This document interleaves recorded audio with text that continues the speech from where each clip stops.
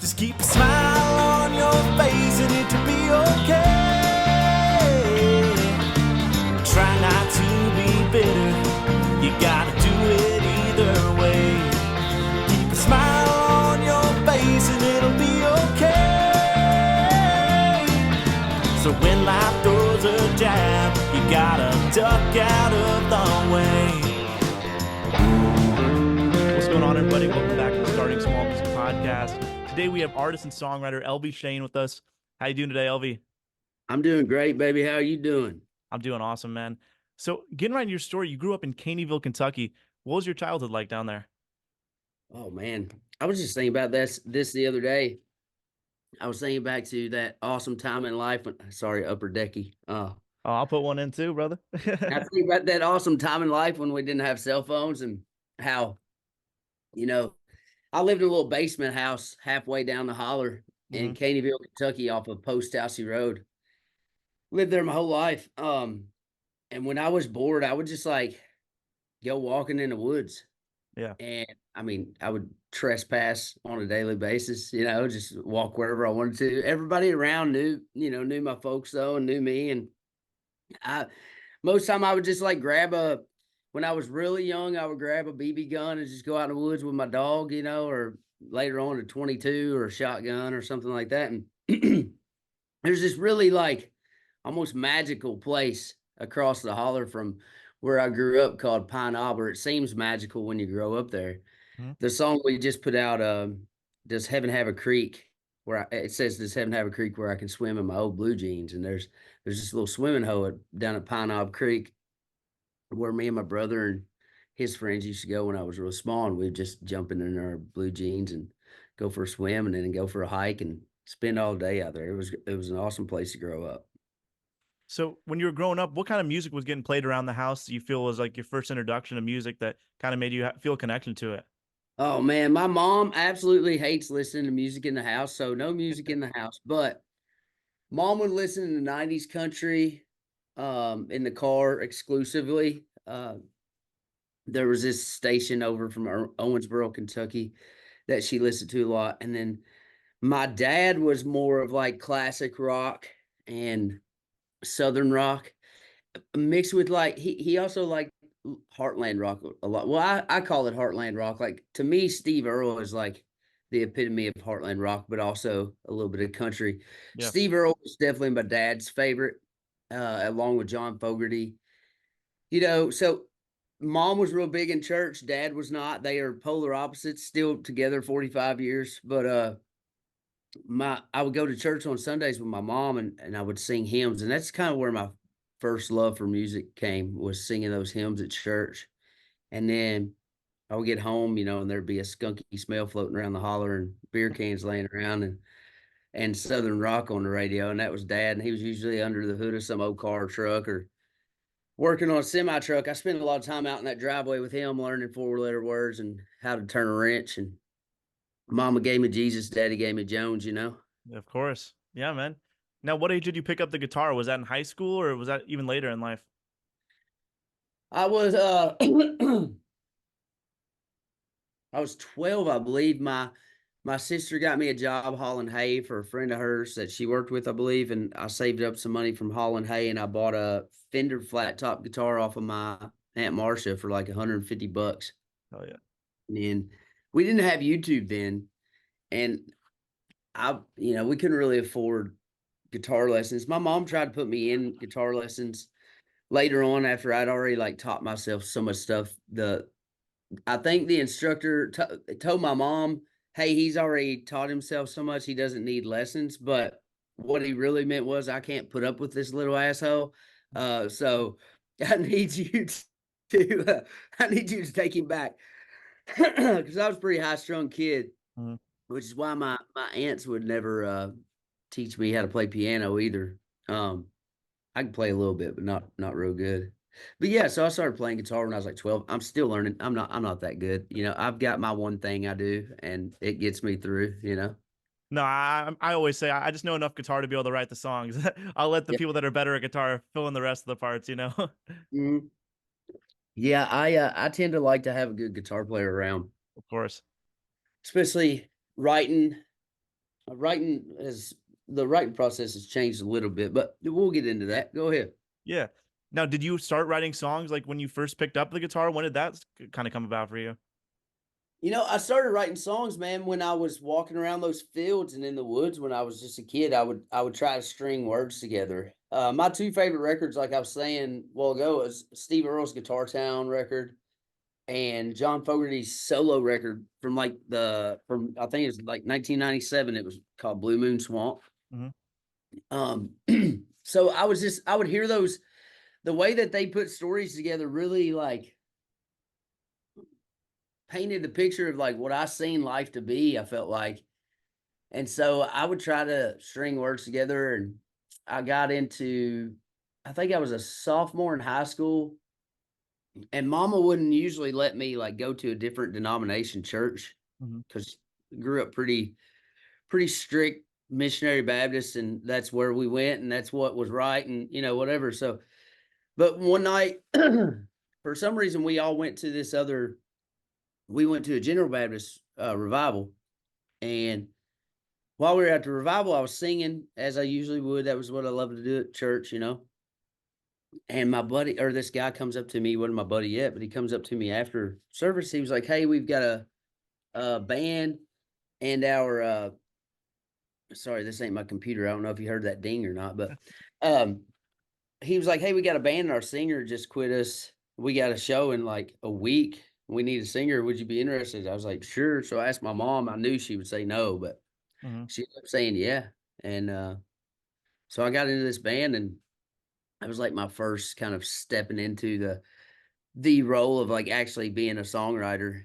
And I thought we had some pretty cool stuff looking back. It was like his dad was the preacher, and we loved rock and roll, but all of our parents were they were pretty strict. And so we kind of like it was like a emo rock band, but it like there was like good messages in the songs and stuff. So we kind of slid it past our parents by like sneaking in some religious reference every now and then. I feel like a lot of that like early like punk music kind of has those kind of undertones though too. It's kind of weird. Dude, like Blindside, I don't know if you know them. They're from Sweden, but that was a Christian rock group. They were amazing. Mm-hmm. Like pitiful, so pitiful. Yeah. That song was sick. And then what POD? Mm-hmm. They were a huge Christian rock Like band. Skillet even. Yeah, Yep. yeah, it definitely sneaks in there, and that became kind of just kind of realizing it now. That was kind of the foundation for even my writing today. I still try to make sure and put some of that reference in a lot of these songs. The last song that we just put out is pretty much a hymn, but more of a good old boys hymn, if you will. Yeah. So you end up going to college and dropping out to do music. Is there any specific event that happens that like leads you to like feel called to do that? What was that kind of whole process like? I don't know if I would say dropped out as much as they were like, dude, you just can't come back here no more. You know, I so I did really well my first year. So right out of high school, I I went to Tennessee to work for the pastor of our church, and I was an evangelist preacher for like 2 years, and I just kind of traveled around Tennessee and Kentucky and preached revivals and Saturday night services and stuff like that. And I don't know, man. I just didn't really. I felt like as time went on, I was just regurgitating stuff that I'd been told my whole life, and I was saying the same thing I had been told, and I hadn't experienced the world at all. I was just still this very small town kid that kind of yearned to see what was out there. And that's when I went to college. I kind of left that behind for a little while, and I was having trouble with my faith and what I believed in and everything. So I I switched gears. I went to college. I did really well my first year. I majored in creative writing and English literature. Had this great teacher named Rick Thompson that I'm still friends with and talk to from time to time today. But he just made me really love like pseudo subversive literature and poetry, and I got into writing in that style and had a 4.0 my first 2 semesters. Got a scholarship still borrowed a bunch of money on top of my scholarship so I could party. Mm-hmm. Party too hard. Went back to school after I flunked out my third semester. Made it through part of it and then flunked out again. And then, then I just kind of, well, I mean, it's either one extreme or the other, man. I mean, I went from preaching to I started living a very worldly life, and then I got arrested for dealing drugs when I was 20, I think, 21 years old, Mm-hmm. and that kind of luckily it wasn't too bad of an ordeal, and I just was playing some shows around Bowling Green with two of my friends. We had a little band called 88. We were all born in 88, and we rehearsed in my buddy's garage on Highway 88 in Kentucky. So it was an easy name. Yeah.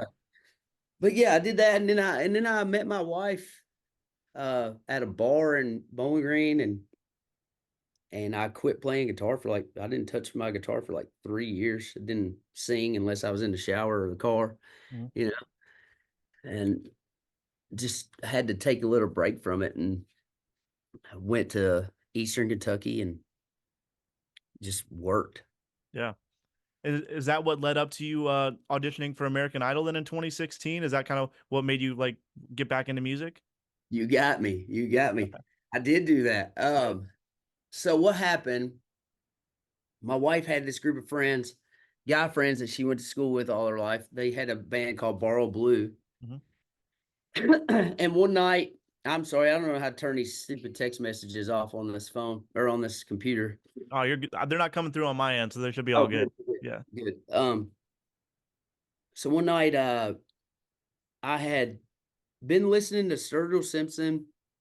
Somebody introduced me to Sturgill, the Cadillac 3, and Blackberry Smoke.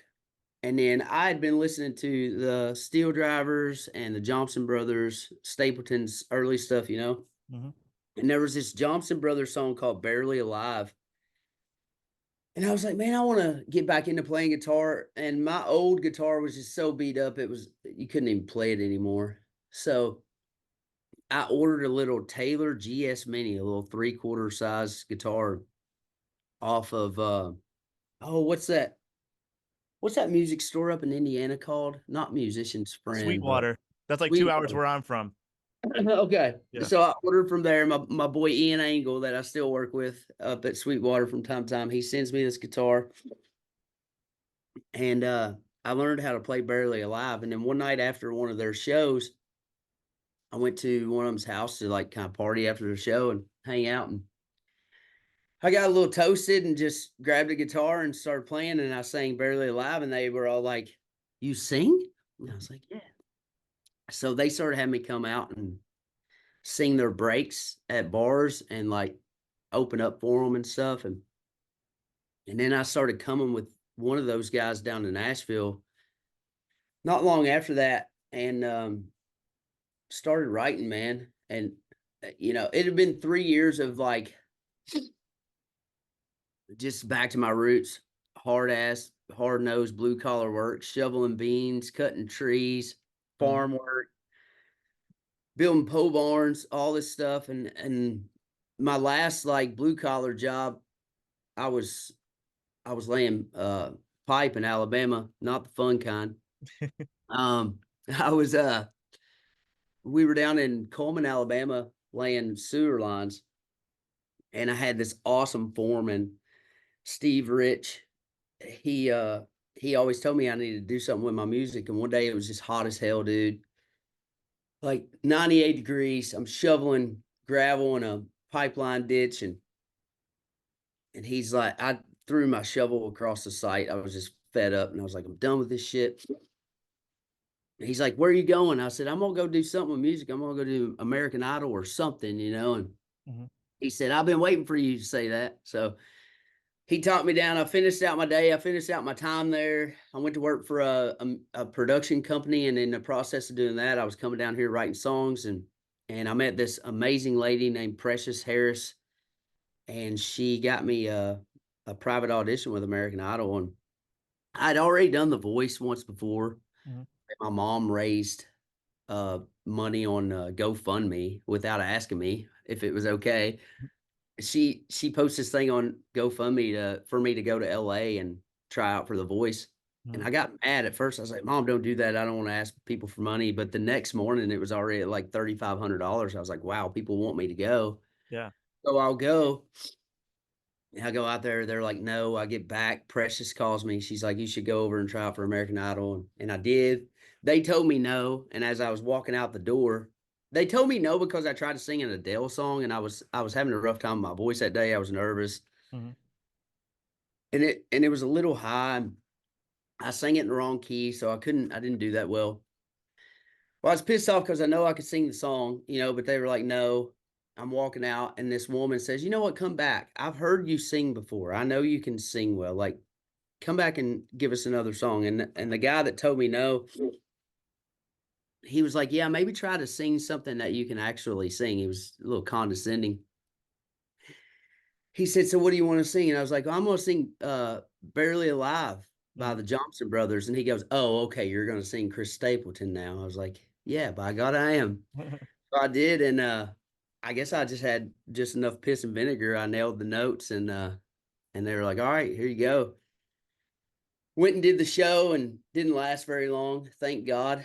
I'm not a huge advocate for those shows or a fan of those shows. I feel like they only really work out for the judges most of the time, putting the Yeah. little money in their pocket. But if you want to do that, do it. I did it, whatever. Yeah. But yeah, I think just doing that kind of made me. I mean, I sang long as I can see the light on the stage at Dolby Theater in Hollywood, and I was like, where do I go from here? I don't want to go back to shoveling beans and you know cutting trees and shit. Yeah.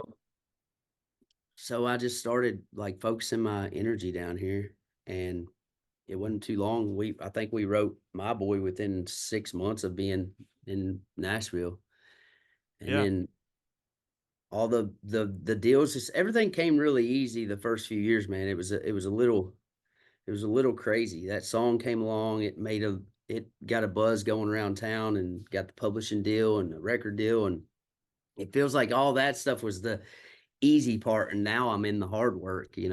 Right. So yeah, you actually released My Boy independently before you even had your record deal, right? I never released it. What happened was somebody put a video of us playing it at Whiskey Jam one night up on Facebook, my wife actually, Mhm. and it went viral. And as it was gaining like 100,000 views an hour, we were upwards of however many million views. All of a sudden, Facebook took it down. And so I was like, well, damn, that was my 15 minutes, I guess. But little did I know that that had caught the attention of some folks in town in the business.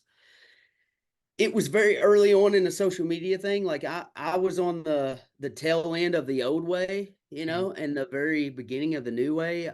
Social media has always been, or social media is actually, I feel like I was one of the first ones to kind of get a break from social media. Because of that Facebook video, I was able to get my record deal, and then we recorded that song along with many others for the Backslider record, and then it went viral on TikTok, which led to radio really latching on and giving us a shot at country radio. Um, originally I didn't really want to put that song out. No way. Yeah, I mean, the song it's my story and everything, but the sound and the vibe of it is very different from anything else that I've done or that I do or I wanted to do. And so I was conflicted. And I remember we were about to pitch it to Luke Bryan, and if we were going to pitch it to somebody, I wanted to go to somebody who would know what it's like. And I know Luke was raising his brother's kids, and I was like, I think he would understand it. So I would love to pitch it to Luke. And as we were talking about it, and I get off the phone, I pull up to my house in Mount Juliet, and I'm walking up to the door, and I remember just grabbing the door handle on the storm door, and God was like, so you mean I'm going to give you this gift that has helped you so much, and you're going to just give it away? And I was like, well, dang, I guess not now. So I just, follow my heart and put it out, and here we are now talking to you. Yeah. Now, what was it like kind of getting to see that song just rise to the top and like the crowd just like start screaming it back every night as it got bigger? Well, that's always an awesome feeling when you see people singing your song back to you, man. I think what I've enjoyed the most out of it, you know, of course, number ones and all that stuff is great. But the coolest part of that song is just hearing everybody's different stories. And I hear somebody's story every show I play. So I tend to stay after my shows and meet everybody that wants to meet and everything. And I just get to hear so many ways that that song relates from, boys, girls, dogs, cats, everything, So people have some way that they've associated that song. And even now I split it up between the boy version and the girl version. Mm-hmm. And when I sing the girl version too, now I think of my daughter who is, she's 100% my blood, everything, but it still feels the same. Yeah. And I guess that was the point of the song is like, it doesn't matter. Garth Brooks had a song on the Scarecrow album back in the day that I loved. It said, blood is thicker than water, but love is thicker than blood. And I always loved that line. Totally. Now, last month, country music lost a total legend, Toby Keith, and you actually got to tour with him. Is there anything you learned watching him side stage or any conversations you had with him that stuck out? Man, I think the thing I loved about Toby the most, I just talked to his background singer at the Opry the other night. She'd been with him for 30 years. His Mhm. buddy Dave had been with him for 20, 30 years. Everybody in that band had been with him since the beginning. I think that speaks volumes for somebody. And I aspire to be like that. My crew on the road is family. I've got a new band now, but all those old guys that were with me, they're still my friends and family. And they just, a few of them left because they had different aspirations. And I, just the way that he treated his people was awesome. Also, I mean, he was a businessman first and foremost, He was an amazing artist, songwriter, and everything, but he was a businessman. And that was my very first opportunity to go out and open for anybody. Toby Keith was the first one in California. It was me and my buddy Russell Sutton, who I wrote My Boy with. Mhm. We were a duo called Grassroots Revival at the time, and we didn't have any music out, but we were touring the country, opening up for Toby Keith and Lady A and Brothers Osborne, all these different people. It was wild. But yeah, man, he was just a man's man, dude. He was a badass. I don't know. Well, I'll keep it PG-16, but my last night on the road with Toby, him and my guys and one of his buddies, they were all drinking till about 4 o'clock in the morning. Mhm. And his wife sitting there in the SUV trying to get him to come on and leave. She kept coming out there saying, "We got to go, Toby." And he's like, Mhm. feeling good. Well, finally she walks out and she's a little lady, Toby, he was a giant. And she walks out there, she says, "Toby, we have got to go." And he looked at her and, he'd had a few. He goes, "Baby, I got a jet. And that son of a bitch don't leave the tarmac till I tell it to." And he was smiling, he was just being a smart ass. But she reached up and grabbed him by the ear and started pulling him to the SUV. And he turned around, was laughing, waving bye to us. And he looked at me and Russell and he said, "Y'all are some bad mothers, And I was like, the man said it himself. I must believe it, So, That's and I hilarious. thought he would forget me. I was like, all right, cool. I had my time with Toby, but I seen him at his Country Music Songwriters Hall of Fame induction. Mhm. And he walked up and slapped me real hard on the ass and said, "You're still a bad mother," and he handed me a challenge coin from it where he got inducted. And I was like, he remembered me, man. I thought that was pretty cool. That is sick. Now, the new album Damascus is dropping April 19th. We were talking before we got on here. I think this is exactly what country music needs right now. The first listen through it, I was getting like major like early Eric Church vibes. Like one of my favorite albums, Chief. It kind of gives that same vibe to me as that. What was your vision going in and creating this album? I think if I've learned anything from church, it's just that there should be no walls put around what you do. Yeah. And he's definitely been a huge influence ever since Sinners Like Me record. Mm-hmm. My first record was a collection of what I felt to be my best songs that I'd written over the few years I'd been in town. and I put it together in a way that it kind of explained where I come from, who I am, how I got to Nashville, all that stuff. But it was I wanted it to be, kind of a live, raw vibe, but it was also a little glazed over on the harder subjects. Mhm. So, we had success with My Boy, and my opinion may be biased, but I felt like there were a lot of other songs on that record that should have seen their day, and they didn't. And I think I went through a natural process of being very pissed off about that, and it frustrated me in a lot of ways, and kind of screwed my head up for a little while.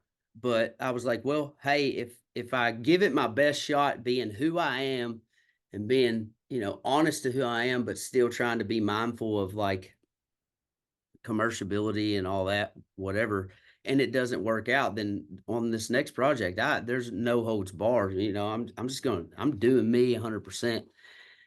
And it was a struggle, man. Like, I had to have a lot of conversations with folks at the label and stuff. There was a lot of postponing. It got to a point where, I had a conversation with somebody at the label, and I was up in Kentucky, and I said, you know what? I think I'm just going to stay up here. I'm going to go back to work for my father-in-law cutting trees, or I'm going to go drive a truck with my brother or something. And I was like, I've made peace with it. If I have to chase after something, or if I got to start listening to a bunch of songs that everybody else thinks is hits that I should sing, then that's not what I came here to do. Yeah. And they called me back and were like, look, we don't want you to do that. Let's get started on this project. I was like, cool, man, give me the rope. I'll either pull myself up or hang myself with it. I want the opportunity to tell the stories I want to tell, and be who I am. And finally, after like a year of back and forth, they agreed, and we recorded Damascus. And,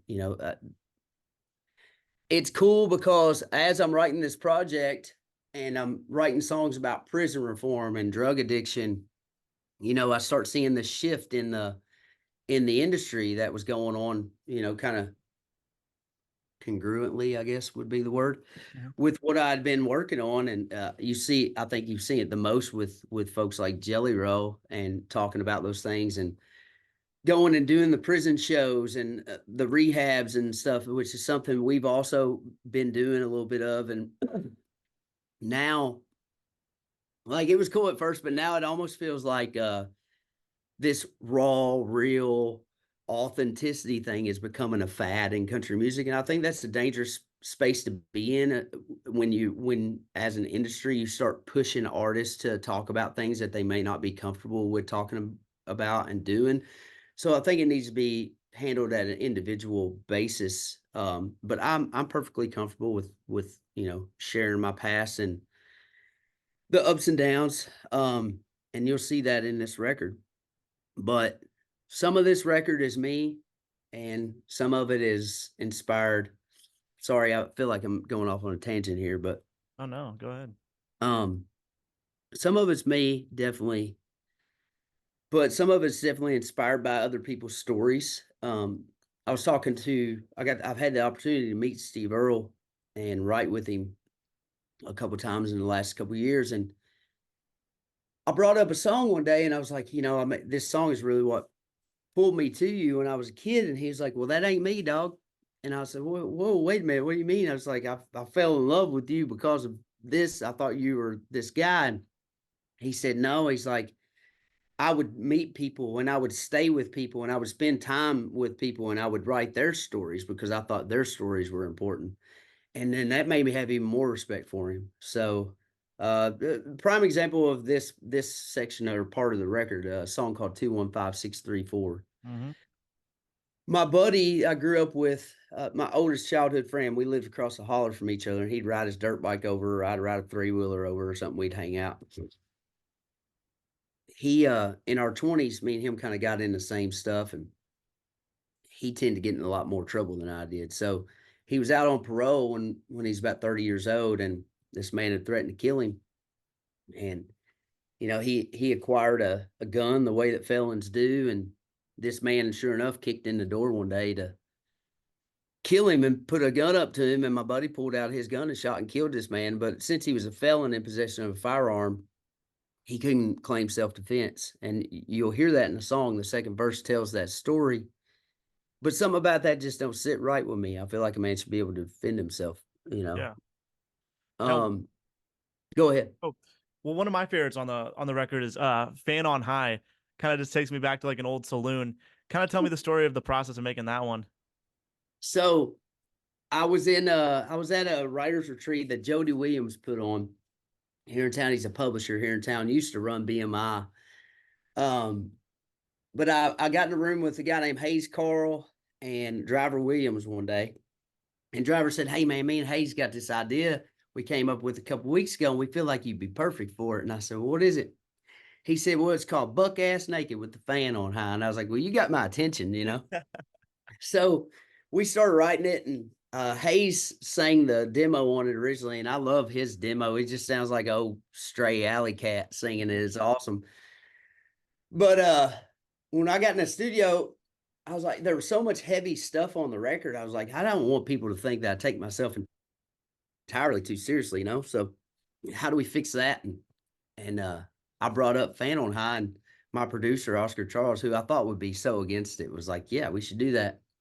So we brought Gordon Mote in, who's an amazing piano player, Charlie Worsham on guitar. Mm-hmm. And most of this record was cut with my friends and co-writers, but there was a few songs where we brought in, you know, some session players like Gordon, Steve Mackey, Fred Eltringham, Rob McNelly, Tom Book. I mean, we had the heavy hitters in there, man. Those are all the guys from the first record. But this particular song, we just brought Charlie, Gordon Mote, and then a co-writer friend of mine, John Sherwood. Oscar played drums, my producer.